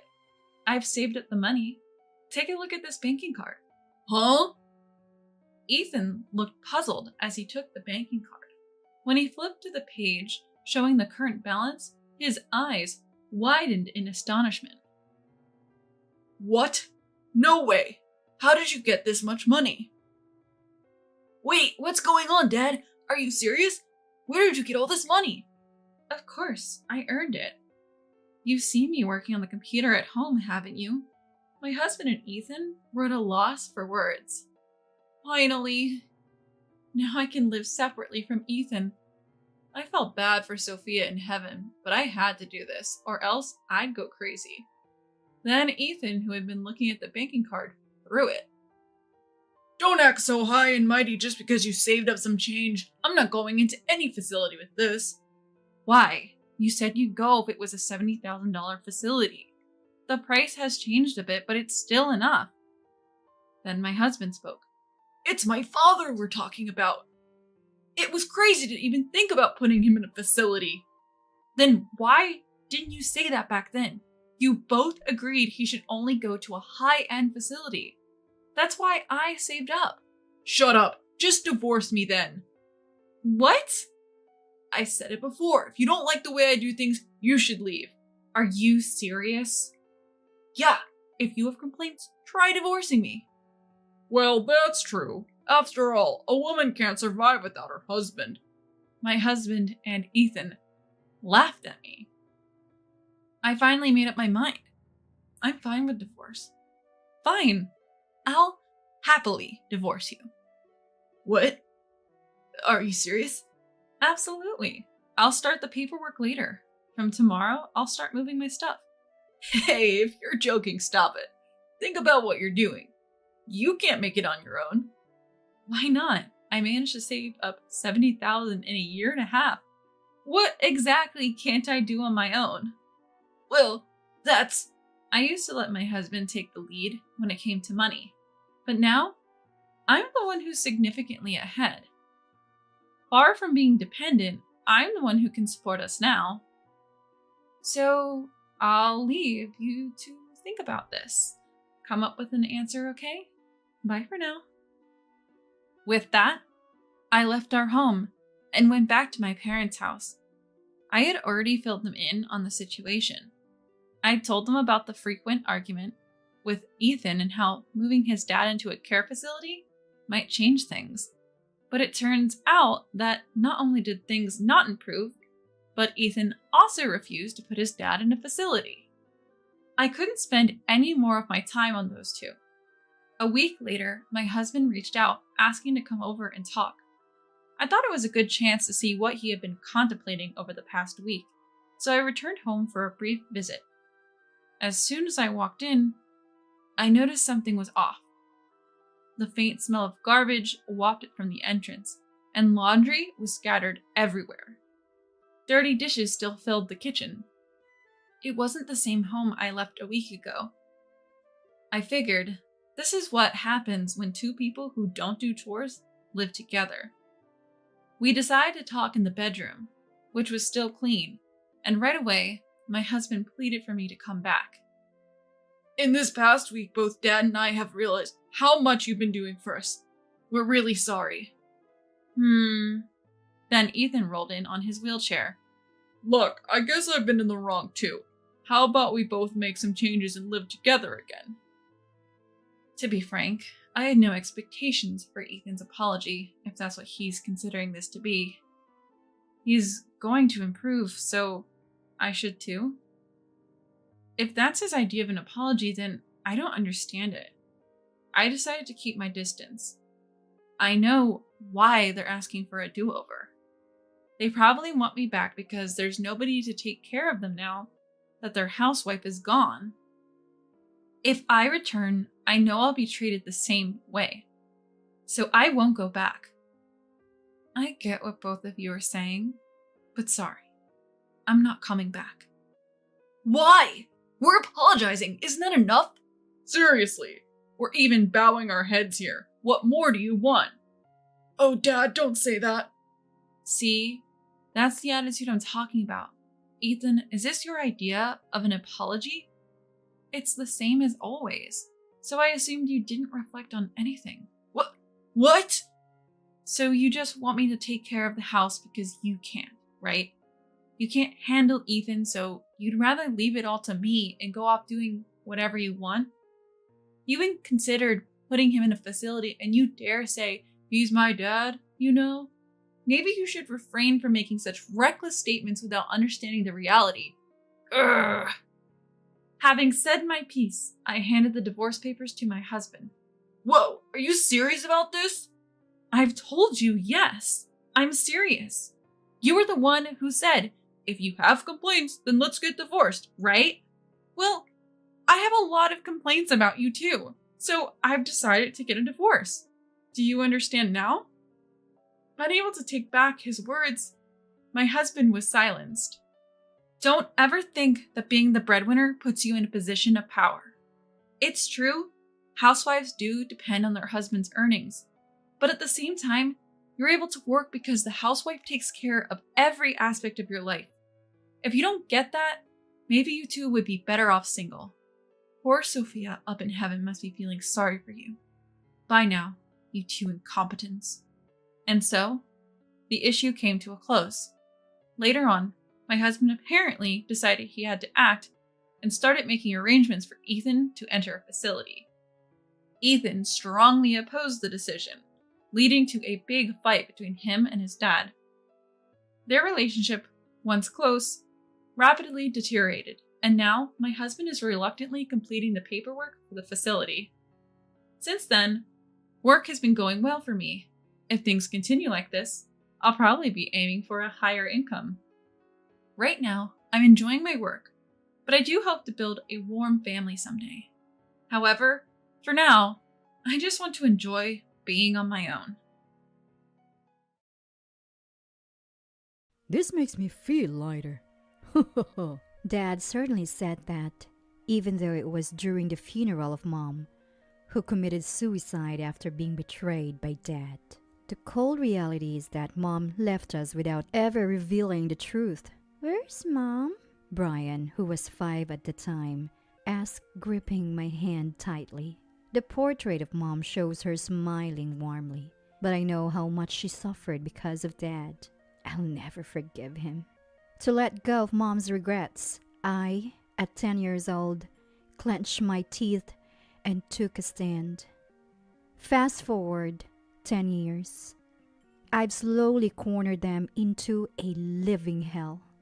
I'm Mia, a 20-year-old nurse. I live with my grandparents and 15-year-old Brian. We're a family of 4.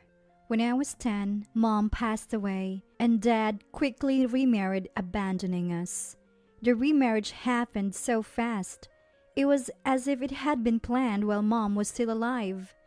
Thankfully, my maternal grandparents took Brian and me in, showering us with love and care. Even as a child, I felt grateful and guilty seeing my elderly grandparents work hard for their adorable grandchildren, and I wanted to start working to ease their burden. Maybe that's why people always said I acted mature for my age. I have a painful past, and I can't forget, and nightmares that still haunt me. Back when I was 10, my parents fought almost every night, filling me with anxiety about what would happen to our family. One day, I woke up to the sound of their arguing. Peeking through a slightly open door, I saw Mom tearfully pleading with Dad. Going to see her again, aren't you? You have 2 kids, you know. Please, think about the children. Enough! I'm tired of your ugly face. That's cruel. I don't even want the kids. I'm leaving you for Nancy. Just get out!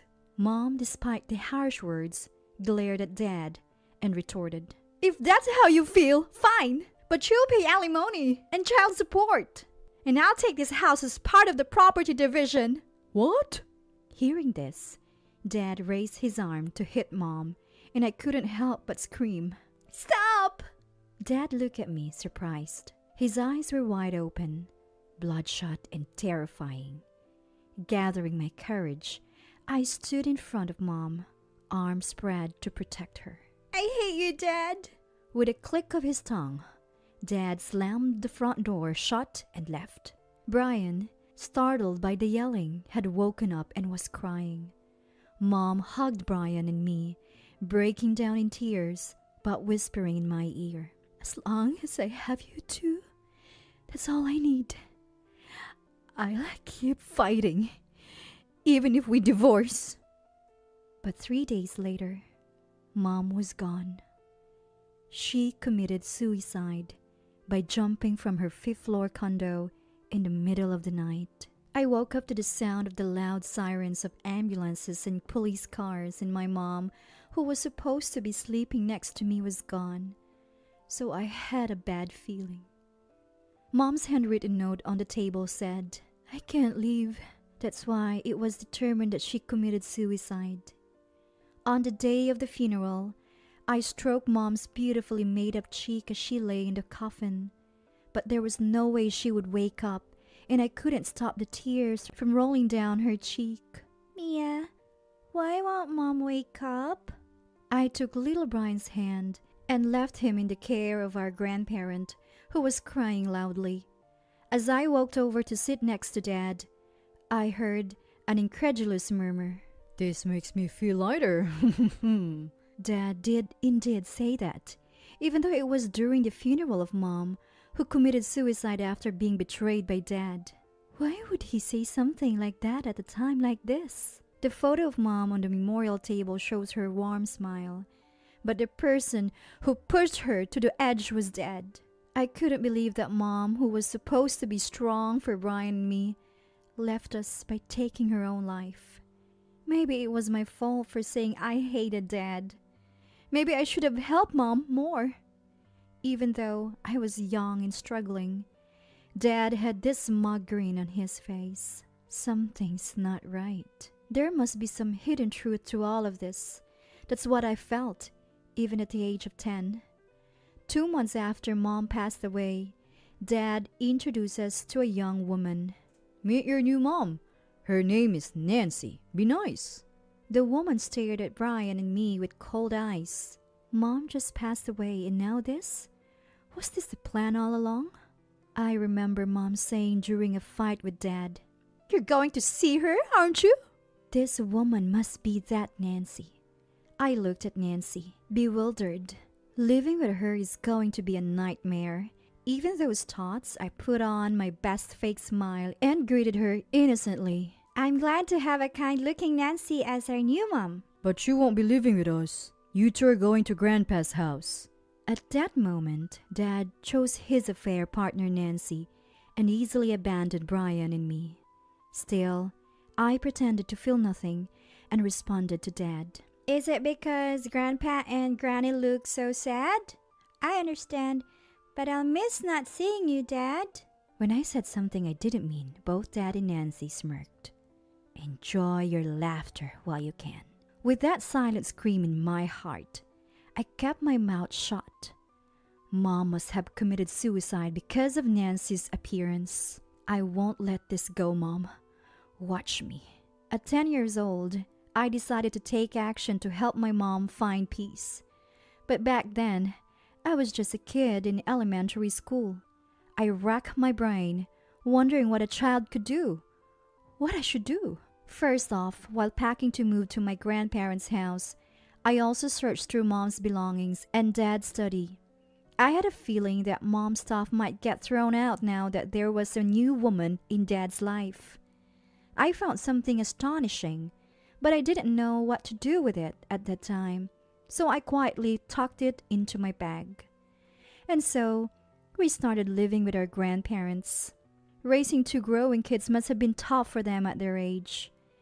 Grandpa took a job as a security guard, and Granny started working part-time at a supermarket checkout. I did my best to help with chores and take care of my brother Brian, but I was limited in what I could do because of school. Seeing my grandparents struggle financially, I remembered Mom saying she would get alimony and child support from Dad when they're fighting before she passed away. If we had that money, it would make life a bit easier for my grandparents. "Hey, Granny, is he paying child support?" What? Kids shouldn't worry about such things. Granny tried to be vague, not wanting to burden me. But when I pressed her, I found out Dad hadn't given us anything. The grandparents thought they had caused Dad trouble by Mom's suicide, so they didn't charge him anything. Even so, dumping his kids and pretending not to know is just awful. That's unforgivable. I broke open my piggy bank, gathered the coins, and took Brian's hand to board a bus to Dad's office. Once we arrived, we sat down in front of the entrance and started crying. Brian was genuinely scared and crying, but I was faking it. People who looked like Dad's co-workers gathered around and asked, "What's wrong?" "We came to see Dad. We don't have money, so we don't even have food." The crowd looked shocked, but the most shocked was Dad. Why are you two here? After scrutinizing us, he heard from his co-workers what I had said and started sweating profusely. Fine. I'll give you money now. Go home. "Hey, Dad, what's child support? Is it just $10? Dad, who tried to send us away with just a $10 bill, was met with cold stares from the crowd. No, it's $500. I just forgot to pay Grandpa. "So it's $500 for both of us? That's too little." Whispers like raising two kids and $500 these days started circulating. It's $1,000 for both of you. I'll send it now. Go home. "Thanks, Dad. If you forget the child support again, we'll come to your office." From then on, Grandpa received child support every month. Dad, however, became the subject of cold stares at work for abandoning his kids and remarrying a younger woman, and eventually quit his job. He found another job, but it paid less than the previous one. Every time he fell behind on child support, I'd show up at his office, forcing him to change jobs multiple times, each time with a lower salary. The bad rumors about Dad didn't stop at the office. I also took Brian to the homes of Dad's friends and relatives and pretended to cry, saying, "We miss Dad. He never visits." Thus, their reputations worsened, and both Dad and his new wife Nancy became socially isolated. But I wasn't done. I frequently took Brian to visit Dad and Nancy's house for a specific reason. What are you two doing here? "We miss Dad." Brian hugged Dad, who looked genuinely happy, and let us in. Nancy glared at us, but I pretended not to notice and kept smiling. As soon as I entered the living room, I looked around and acted excited. "Mom used to always be here when we were kids. We were all so close." "Ah, the cup Nancy is holding. That was Mom's favorite." Nancy put the cup down with a disgusted look and never used it again. We started bringing gifts for Father's Day, birthdays, and Valentine's Day. As we visited Dad regularly, the tension between him and Nancy escalated, and we could sometimes hear them arguing. That was my goal. Once Nancy shoved me so hard, I scraped my knee. I exaggeratedly cried out, "Dad, help!" which led to another big fight. Time passed, and I turned 18 and graduated high school. I had received the child support Mom mentioned, but the $20,000 in alimony from the divorce was still pending. So I decided to make sure Dad kept his promise to Mom by getting that money in another way. "Thanks to Dad, I graduated high school. Here's a thank you gift." Congrats on graduating. What's this? It's a picture frame with a photo of Dad and me smiling. The photo was taken by Brian just the other day. I'm touched. I'll put it right here. With that, Dad placed the photo frame next to the living room TV. "Actually, Dad, I have a favor to ask." I told him that I wanted to go to nursing school after high school and needed $20,000 for it. "I want to become a nurse. I think it would be helpful when it's time to take care of our family." I was thinking of our grandparents, but Dad seemed to assume I'd be taking care of him in his old age. He transferred $20,000 from his savings to my bank card, and I was able to cover my tuition and become a nurse 2 years later. I later found out that divorce settlements and tuition are treated differently, but at the time, I was just happy Dad paid. Now, I'm 20 years old, and it's been 10 years since Mom passed away. Brian and I visited Mom's grave and paid our respects. "Mom, it's been a long wait, but the day to let go of your regrets has finally come. Watch over us." Brian, standing next to me, nodded in agreement. He's grown so much, even surpassing my height. He's become strong and athletic. Actually, I've confided everything to Brian, and he's agreed to help me with what I'm about to do. We arrive at Dad's house, where we've spent many years. Dad greeted us warmly, but we were emotionless. Dad chatted away even though we hadn't asked him anything. Actually, I divorced Nancy after all the fights. But I have you guys. Let's live together in this house again. Did Dad really think we'd be happy about this? But I knew about Dad's divorce because I orchestrated it. I've been waiting for this moment. Who are you? Mia, what are you talking about? You took away our precious Mom's life. I've never considered you my dad. For the past 10 years, I've been patient, just to let go of Mom's regrets. Dad never expected his attitude from me. His face turned pale, and his lips trembled. Your mom committed suicide. Are you trying to say it's my fault?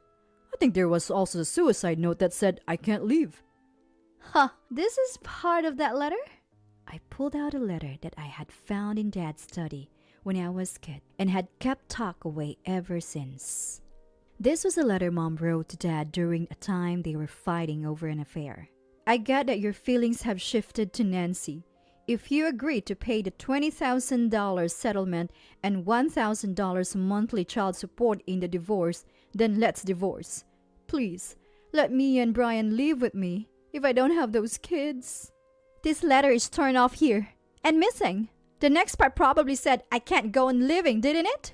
When did you? I couldn't find it no matter how much I looked after it went missing. Did Mia hide it? There's no way Mom would leave us and commit suicide. I've always thought that. At that time, I was convinced when I saw this.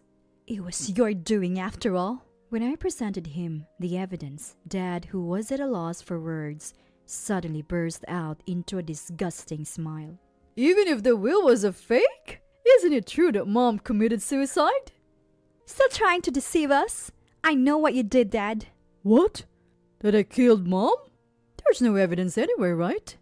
That's what proved it.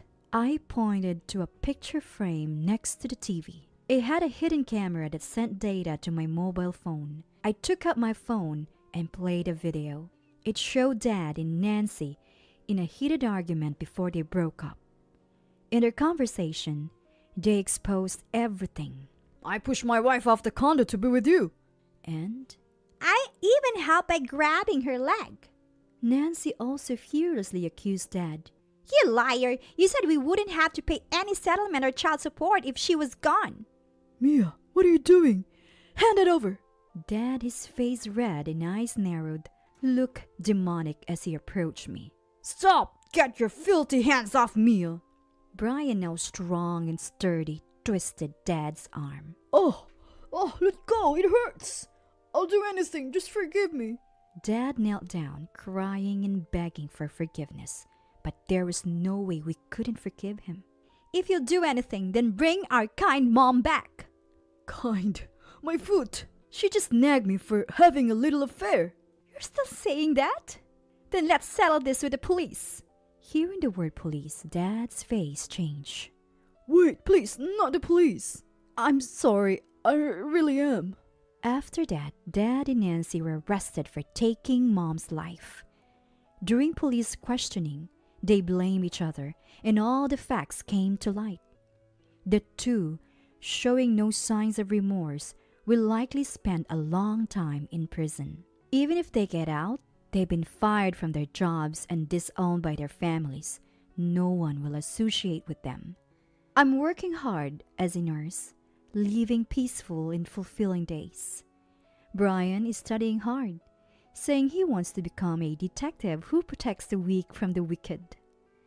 Since I'm also working, we've asked our grandparents to take it easy, and we plan to live happily as a family of 4 from now on. All right, take care of dinner and baths for the grandkids, will ya? Claiming she had errands to run, Cindy tried to leave her grandchildren with me. Enough is enough. I've been inconvenienced by her time and time again. But what did Cindy just say? Take care of dinner and baths for the grandkids? She thinks I'm some kind of maid. This is ridiculous. I can't take it anymore, so I decide to stand my ground. Looking Cindy square in the eye, I retort. Excuse me? I'm not a nanny, you know? I'm Liliana, 72 years old. My husband, Victor, is a year older than me, 73. We have one daughter. She moved to the big city for a job and has been living in New York ever since. But she does visit us during long holidays. Though she didn't show any signs of getting married, even after turning 35, she finally did last year, giving both Victor and me peace of mind. We thought we'd made the most of the remaining years of our lives, so we decided to build the new house we'd always planned on. I was the one who strongly desired the new house. Being a watercolor painter, I'd always wanted a lovely studio, even though I've made do with a room in our home until now. Our old house was quite outdated. The floors creaked with every step, and the plumbing needed renovation. So we figured we might as well build a new house, customized to our liking.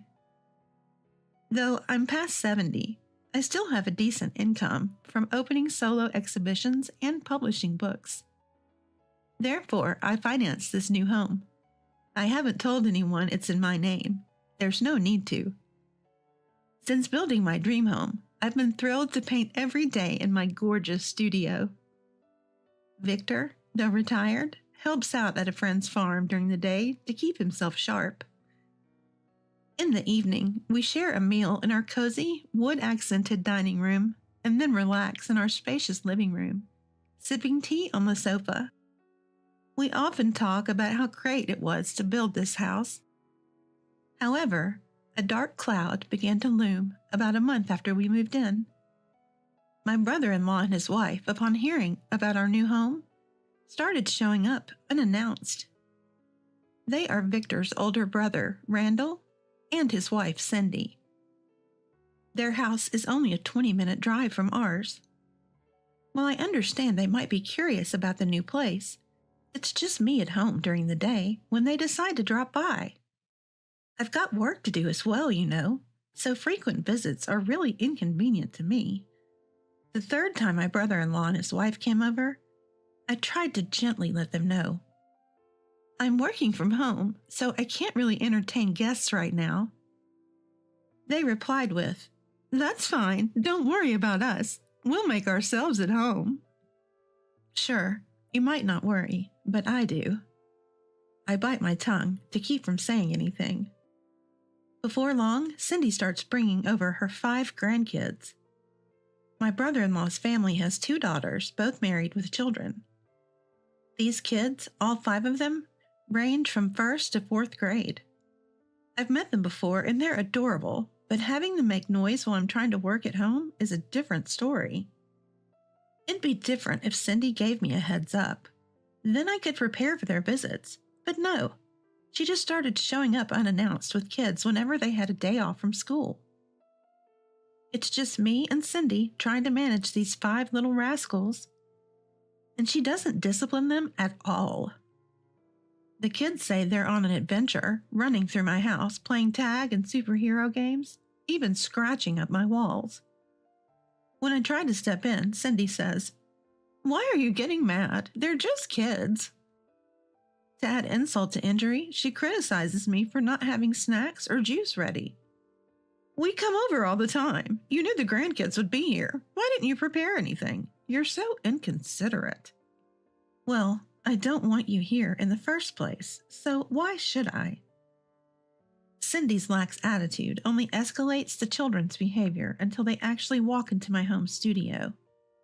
Thankfully, they didn't touch my work, but that was the day I installed a lock on my studio door. Even with the studio off limits, the rest of my home gets trashed whenever they come over.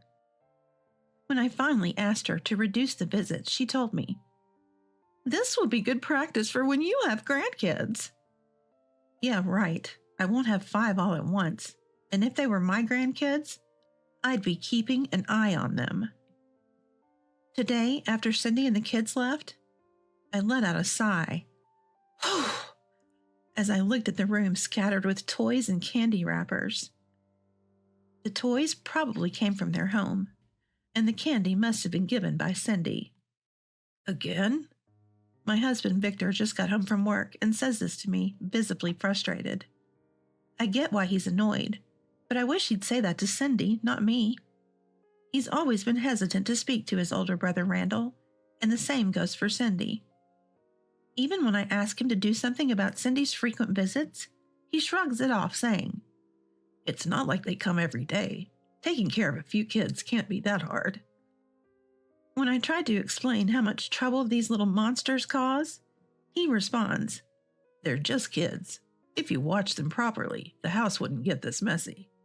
I guess Victor can say that because he has never taken care of those little monsters. The final word from Victor is this: "Enough already. Hurry up and clean up. You haven't even started making dinner, have you?"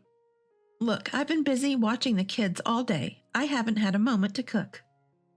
Then one day, Cindy crosses the line. She brings her 5 grandkids over and says, "I've got errands to run. Please take care of their dinner and bath," before heading out the door. That's it. I'm at my wit's end. After putting up with all her nonsense until now, what did Cindy just say? Take care of their dinner and bath? She clearly thinks I'm some kind of housekeeper. Unbelievable. I've had enough. It's time for me to strike back. I lock eyes with Cindy and say, you do know I'm single, right? Cindy freezes, not knowing what I'm talking about. What are you going on about all of a sudden?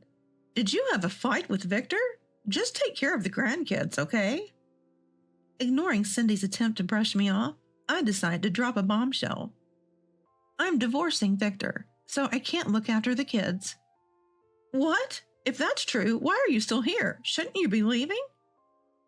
I just came back to pick up my stuff. The truth is, I haven't actually divorced him yet, but I'm seriously considering it. I contemplate telling Cindy that this is my house, and Victor should be the one leaving, but I decide not to. Not here. Not now. If we do get divorced, Victor will have to leave. The reason this even came up is because of a fight I had with Victor. Cindy keeps bringing her grandkids over. They're running wild, and I can't manage them all. When I told Victor, he didn't get it. To make matters worse, he says things like, "Clean up the room already. Is dinner ready yet?" That was the last straw for me. I can't be with someone who doesn't understand my situation. Let's get a divorce. Victor was initially flustered, pleading for me to reconsider, but then he said, "Don't you find Randall's grandkids cute? They don't come every day. Just take care of them when they visit on weekends. If you keep making a fuss, they'll never want to visit us when we have our own grandkids." Let's start with a separation. Before I knew it, those words had escaped my lips, emotionless, directed at Victor. Fed up with Victor, who wouldn't even consider what I'd been saying to him all this time, and only blamed me when I mentioned divorce. I decided to take action right away. I quickly packed up some essentials and left the house. I didn't want to leave my own home with my favorite studio, but Cindy's constant intrusions made it impossible to focus on my painting. So I opted for renting a short-term apartment to get some peace. Just as I was packing my art supplies and clothes, Cindy showed up. "I'll be leaving, so you'll have to talk to Victor about the rest." I gestured towards Victor, who had just come out from the back room. Victor was usually busy helping out at a friend's farm, but he had stayed home that day, apparently waiting for me. I had no intention of going back until Victor understood what I was going through. If he expects me to take care of our future grandchildren, then he'd better set an example. In the short-term apartment, Cindy stopped showing up, and I could finally focus on my work. Though it's a shame I couldn't use the studio I had built, at least I knew I could paint in peace. 3 weeks flew by as I immersed myself in art, keeping my phone off the entire time. When I finally turned my phone back on, I found messages and missed calls from Victor every single day. The last message read, "I get it now. What you've been going through? I was wrong. Please come back." It looked like actually dealing with those unruly kids had finally opened his eyes. I texted him, "We'll talk at home," and returned home after 3 weeks. Victor looked exhausted when he greeted me. "I'm sorry," was the first thing he said. The day I left to get my stuff, he had taken care of the kids for the first time, and found it way more challenging than he had expected. He said he couldn't manage cooking and bathing them while they ran around and didn't listen to him. Eventually, he had to ask Cindy to take them back. It seemed like Cindy kept bringing the kids over every time their school was off, leaving the house a mess. Victor told me he was doing his best to clean up afterward. He finally realized the tough situation I had been in and sincerely apologized for his earlier indifference. "I'll go talk to Cindy at Randall's house and tell her not to come over anymore. Please, let's start over." Seeing Victor's earnest attitude, I decided to forgive him for everything. Aside from the issues with Cindy and the kids, I had no other complaints about Victor. Thus, our separation ended after 3 weeks. So Victor made good on his word and went to have a talk with his brother-in-law and sister-in-law, Randall and Cindy. Randall was initially shocked, as Victor had never been assertive before, but he apologized, saying he didn't realize the situation was so bad. Cindy, as usual, didn't listen, insisting it was good practice for when they have grandchildren. In the middle of this heated conversation, their nieces and the 5 rowdy kids showed up at the parents' house, apparently by coincidence. The nieces asked Victor what was going on. So he told them how Cindy kept bringing the kids over to our house unannounced, leading to our separation. Upon hearing this, the nieces confronted Cindy, angrily asking, "Why did you do this?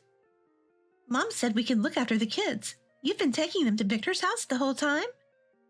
Cornered by the nieces' questions, Cindy tried to deflect, saying, "Oh, that's not true." However, a spontaneous testimony from the kids revealed the lie.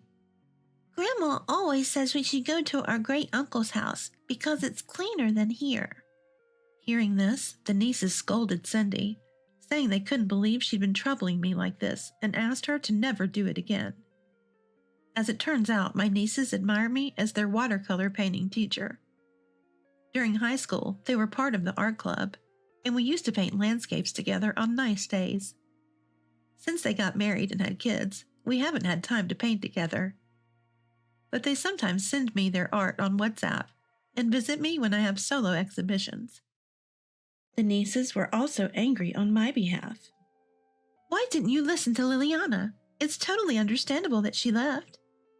When confronted, all Victor could say was, "I'm sorry." Later, the nieces and kids came over to apologize. The kids had been reprimanded by their parents and were quietly sitting down. They had given us a heads up this time, so I prepared snacks and juices that the kids like.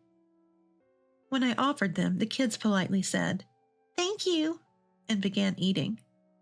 As the nieces and I chatted about art studios, I decided to give them a tour of my favorite studio. Upon entering, their eyes sparkled and they said, "Wow, this is amazing." Their compliments made me feel good. Before entering the studio, the nieces warned the kids not to touch anything. So the kids looked around without messing with the art, asking their aunts, "What's this? What's that?" After finding out about Cindy's constant visits to our house, the nieces decided to stop taking the kids to their parents' house. I felt a little sorry for Cindy, but apparently she never disciplines her grandchildren. The last time they went to a toy store, she caused a lot of trouble. One of the kids was swinging a toy sword and ended up hitting other products, breaking them and suffering a minor scratch. Typically, it's the parents' fault if their kids break something in a store. However, Cindy angrily confronted the store clerk, saying, "Why do you have breakable items in a toy store? What if a child gets hurt? What are you going to do about it?" A parent of one of the niece's kids' friends happened to be there and contacted the niece. She rushed to the store, deeply apologized, and compensated for the broken item. Hearing about this incident made her even angrier. You'd think the kids would miss their grandma if she was always spoiling them, but apparently that's not the case, according to the niece. When the niece asked the kids if they wanted to see their grandma, they said, "Nah, we'd rather go to our great-aunt's house with Mommy.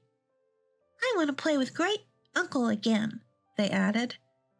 So in spoiling the kids and causing constant troubles for others, Cindy ended up being abandoned by both her niece and her grandchildren.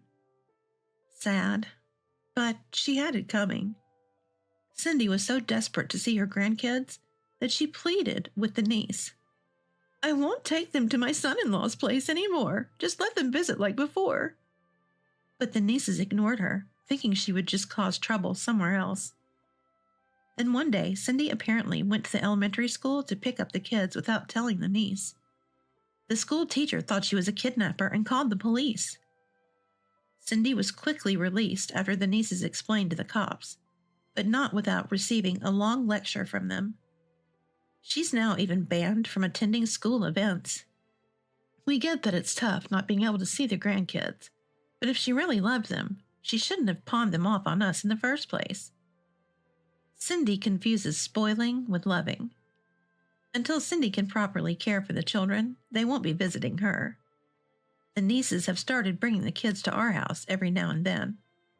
Of course, they ask for my permission beforehand. These once rowdy kids are now quietly drawing pictures. We laid down a vinyl sheet so they won't make a mess, and they're freely drawing with crayons and colored pencils. The nieces are watching them while painting houses. Great aunt, look! One of the kids shows me a drawing of a superhero team. Oh, you're quite the artist, I said. Just then, Victor comes home from work, and 2 of the superhero-loving kids run towards him. He's the villain! They start chasing him around. Victor pleads with the nieces to stop the kids, but they laugh and say, Well, you were the real villain, weren't you? Picking on Liliana. I've reformed now. Help me.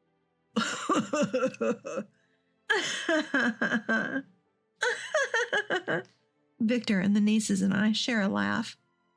We don't know if we'll ever have our own grandkids, but thanks to these children, we're getting plenty of practice, and Victor won't be playing the villain anymore.